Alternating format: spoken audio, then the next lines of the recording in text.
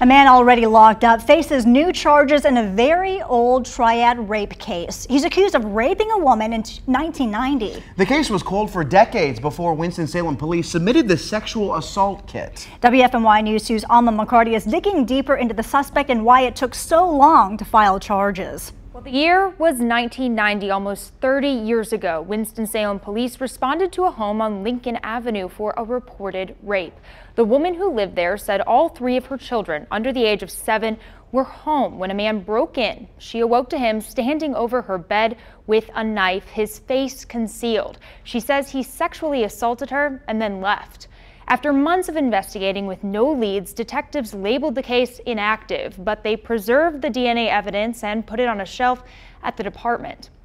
Fast forward now to 2017. Winston-Salem PD joined a program where certain sexual assault kits could be submitted to a lab and tested. This was one of those cases. Last August, they got the results. DNA from that rape kit led to a suspect, and the case was reactivated. Then today, detectives charged 58-year-old Horace Stokes Jr. with first-degree rape and burglary. He was already in jail on unrelated weapons and drug charges. His bond is now $1 million.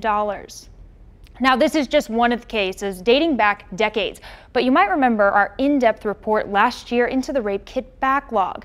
WFMY News 2's Megan Malaris found the state crime lab had more than 15,000 untested kits. Since revealing that number, we recently learned only a small fraction have been tested. Now, the State Department of Justice started an online portal where new sexual assault kits will be entered into a statewide system, and the victims can track the status. But to clear the backlog, the Attorney General says they need more money from the General Assembly.